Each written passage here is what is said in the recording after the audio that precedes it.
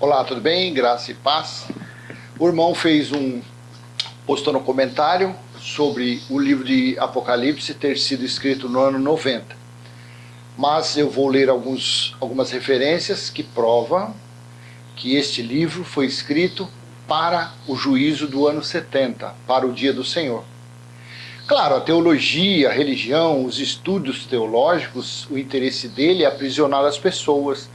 Então eles dizem o quê? Como eles são futuristas, eles dizem que o livro do Apocalipse foi escrito no ano 90, no ano 100. Só que o chifre pequeno, isso não vou entrar em detalhes. Daniel 7, ele fala sobre o chifre pequeno. O chifre pequeno foi o general Tito, que governou apenas 2 anos. Ele governou o Império Romano. Ele foi o chifre pequeno.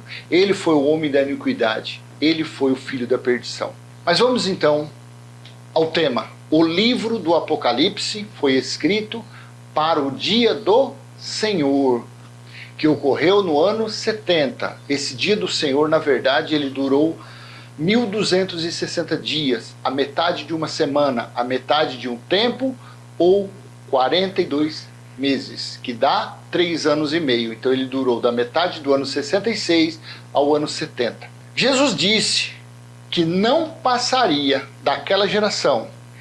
Esse versículo é versículo comum para os que acreditam na escatologia consumada. É um versículo que é usado muito como base para mostrar em que geração Jesus disse que viria e que veio. Vamos lá. Jesus disse que não passaria daquela geração.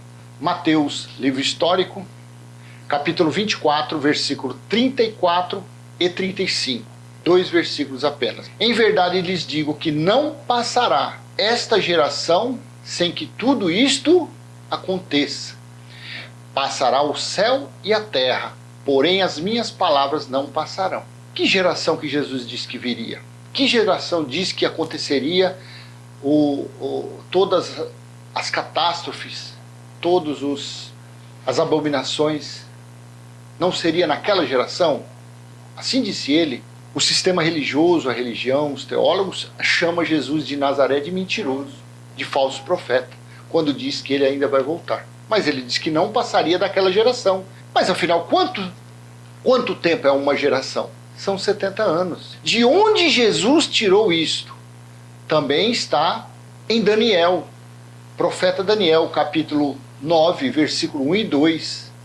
Está em Jeremias, capítulo 29, mas eu vou ler só Daniel, capítulo 9, 1 e 2. Estou utilizando o texto da Nova Almeida Atualizada, a NAA. Assim disse Daniel, capítulo 9, versículo 1 e 2. No primeiro ano do reinado de Dário, filho de Assuero, da linhagem dos Medos, que foi constituído rei sobre os caldeus, no primeiro ano do seu reinado, eu, Daniel, entendi pelos livros que, de acordo com o que o Senhor havia falado ao profeta Jeremias, a desolação, a destruição, o aniquilamento, a aniquilação, a destruição, o fim de Jerusalém iria durar 70 anos. Confirma na sua Bíblia aí. Para um bom entendedor, um pingo basta. Não precisa estudar teologia, não precisa comer livros de homens, nada disso. Basta você ler isso aqui. Você faz uma concatenação, você une o que Daniel disse com o que Jesus disse, se cumpre em Apocalipse. Havia que, de acordo com o que o Senhor havia falado, o profeta Jeremias, a desolação, a destruição de Jerusalém iria durar 70 anos. Assim ocorreu. A prova que o templo, em Apocalipse, assim o irmão falou. Então explica aí como que João foi então mantido vivo até o ano 90, quando foi escrito o Apocalipse, mas não foi escrito no 90. Porque se foi escrito no ano 90, então o que Jesus disse, o que Daniel disse, na verdade, se aconteceu isso no ano 90 ou no ano 100, João morreu no ano 100 e 102. Mas se aconteceu de um Apocalipse ser escrito no ano 90, vamos pegar as Bíblias, tocar fogo. Tocar fogo. Quando a religião fala isso, um religioso desse tem que pegar ele, a Bíblia, e tacar dentro do fogo. Porque é muita falta de entendimento, é muita falta de vontade de ler os escritos. Porque a gente, quando lê os escritos, mostra o contrário. Mostra que o juízo veio, e veio no ano 70, e que o Apocalipse, quando foi escrito, o templo estava de pé. Ah, mas que prova temos? Vamos ler, abra sua Bíblia aí, Apocalipse capítulo 11, versículo 1 e 2. 11, 1 e 2. Foi-me dado um caniço, uma vara, uma trena, um metro, o que você quiser. Foi dado algo para ele medir. Uma forma figurativa, uma forma metafórica. Foi-me dado um caniço semelhante a uma vara, e também me foi dito, levante-se e vá medir o santuário de Deus. O santuário estava de pé ou não estava de pé? Estava de pé? Sim. Quando ele disse isso, entre a metade do ano 66 e o ano 70. Não foi no ano 70 que a história, livros históricos, a teologia, todo mundo não sabe disso? Não foi no ano 70 que o templo foi destruído, foi aniquilado? Não existe lá o muro da lamentação? Não existe lá o arco de Tito? Que prova isso? Ah, é mesmo prova. Então, vamos esquecer a teologia. Então, no ano 70 o templo foi. Então, como o Apocalipse foi escrito no ano 90? Se aqui foi dado o caniço, a vara, o metro, a trena, o que você quiser chamar, para medir o templo estava de pé, o santuário de Deus estava de pé. Aqui prova, então, que no ano 70, até o ano 70, estava de pé. Correto? Levante-se e vá medir o santuário de Deus, o altar. E os que adoram o santuário. Existiam os adoradores, existiam aqueles que apresentavam sacrifícios, existiam aqueles que na colheita anual levava 10% da colheita alimento, nunca foi dinheiro dízimo, levava lá, estava de pé o santuário, porque estavam os adoradores. Mas deixe de lado o átrio exterior do santuário e não o meça, porque esse átrio foi dado aos gentios, aos soldados romanos, aos que não pertenciam à comunidade de Israel. Que por 42 meses, pega a sua calculadora aí e faça conta. Você que é um religioso, você que tá doidinho para me chamar de herege, pega a sua calculadora e divide isso daí por 12, para ver se não vai dar 3,5. 42 meses é a mesma coisa de 3 anos e meio. Meado de 66 ao ano 70. 1.260 dias. Metade de um tempo, metade de uma semana. Captou? Então foi dado aos gentios para pisarem. Foi uma profecia para eles pisarem a parte exterior do templo. E quem fez isso? Soldados romanos. Por 42 meses. Pisarão a cidade santa. Mas deixe de lado o átrio exterior do santuário e não meça, porque esse átrio foi dado aos gentios, que por 42 meses pisarão. Estava de pé ou não estava de pé? Estava. E no ano 70 aconteceu o quê? Foi destruído o templo.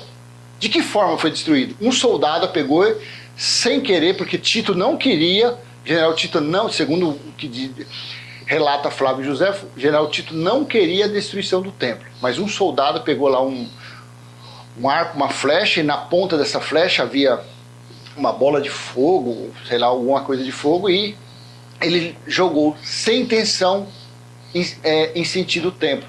E ele pegou uma cortina e queimou todo o templo, até os alicerces, para se cumprir a profecia. O profeta Ezequiel falou a respeito dos gentios que pisariam Jerusalém. Continue na sua Bíblia. Ezequiel capítulo 30, versículo 3. Ezequiel, profeta Ezequiel, capítulo 30, versículo 3. Porque está perto o dia, sim, está perto o dia do Senhor. Apocalipse capítulo 1, versículo 10. Por que João foi mantido vivo?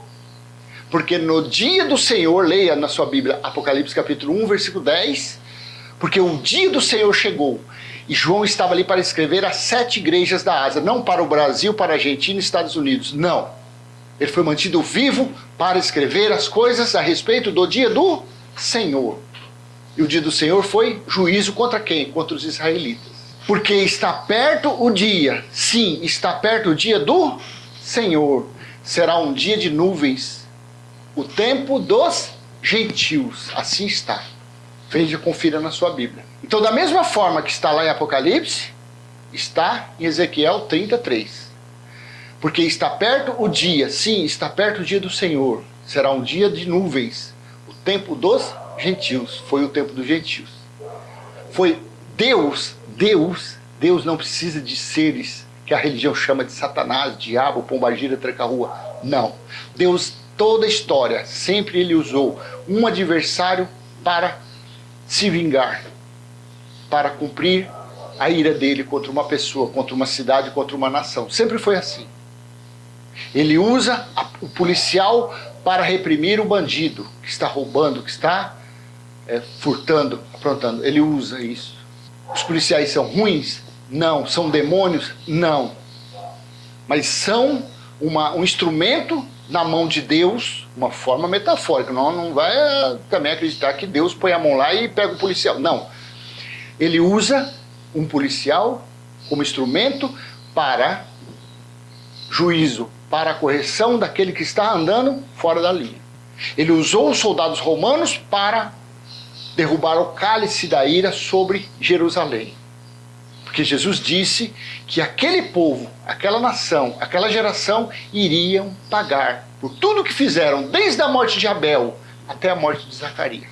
Aí Jesus, assim como Ezequiel, disse também a respeito dos gentios. Lucas, livro histórico, capítulo 21, versículo 23 e 24. Ai das que estiverem grávidas e das que as amamentarem naqueles dias. Quando você lê na Bíblia, aqueles dias significaram o juízo de Deus, o dia do Senhor, que durou 3 anos e meio. Então, depois naqueles dias significou isso. Porque haverá grande aflição na terra e ira contra este povo, contra aquele povo. A ira de Deus foi derramada, foi destilada, foi jogada, foi derramada contra aquela geração, contra aquele povo. A religião fica por aí falando, se você não comparecer, não vier na nossa igreja, não fizer parte da nossa congregação, você vai para o inferno, você vai queimar no inferno, o diabo vai comer o seu Danone, a sua margarina. Mas Jesus aqui disse que foi para que a ira foi para aquele povo, o juízo foi para aquele povo, a vingança de Deus foi para aquele povo. Não tem nada a ver para depois da geração, depois do ano 70, não sobrou nada, o juízo eterno já foi praticado, já foi feito. A justiça eterna de Deus, o evangelho eterno já foi dado. É que os homens são a natureza humana, a natureza caída de Caim. É o que impera nesta terra. Você está conseguindo entender?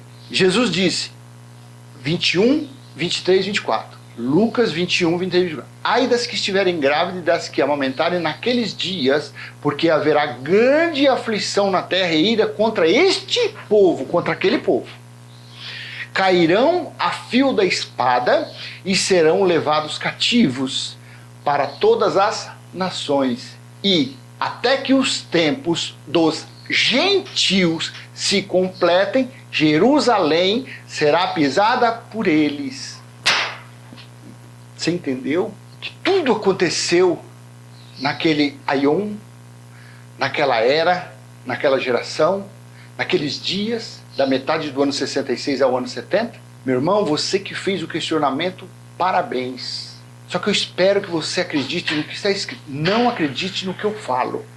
Porque isso não é uma verdade suprema minha. É uma verdade suprema dos ocorridos que está escrito. A religião aonde você frequenta ou você frequentou, ela não tem o mínimo de interesse de passar essa revelação a vocês. Que você frequenta uma chamada igreja, um templo. Eles não querem que você saiba disso aqui. Pela misericórdia do Cristo ressuscitado, a revelação tem chegado a nós. Os pregadores da graça de Deus, os pregadores da sã doutrina. E neste canal, Limpos, o nome desse canal é Limpos pela Graça. Limpos pela Graça. Não tem, volto a ser prolixo, volto a repetir, não tem um fermentozinho de Moisés nisso aqui. Esse canal, o dia que eu tiver que colocar Moisés para fazer um vídeo, eu paro. Eu vou fazer outro segmento, procurar um outro nicho.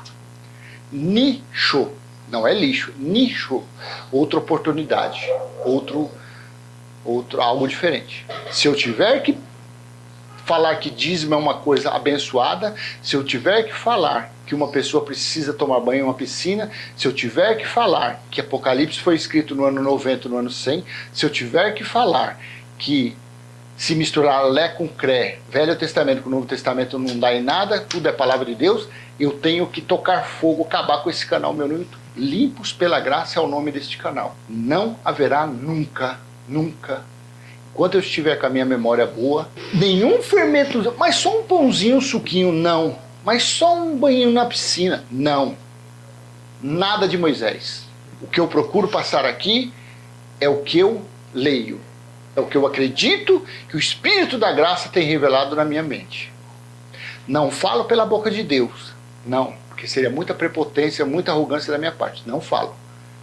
Mas eu creio que o Espírito da Graça, o mesmo Espírito da Graça que esteve nos profetas, que esteve em Paulo, está também nos dias de hoje revelando a sã doutrina a quem ele quer, não quem busca, não quem dá mais, não quem sacrifica mais, não quem jejua mais, não quem come mais pão e bebe suco, não quem vai mais às chamadas igrejas, nada disso. Ele tem revelado nesses últimos tempos, não últimos dias, os últimos dias foram antes do ano 70, nesses últimos tempos que a gente está vivendo aqui. Ele tem revelado a sã doutrina, a maravilhosa graça dele a quem ele quer. Essa pandemia veio para dar só uma chacoalhada no povão. Olha, vocês estão no caminho errado, vocês estão seguindo religião, vocês estão blasfemando, vocês estão menosprezando o Espírito da Graça. E assim é.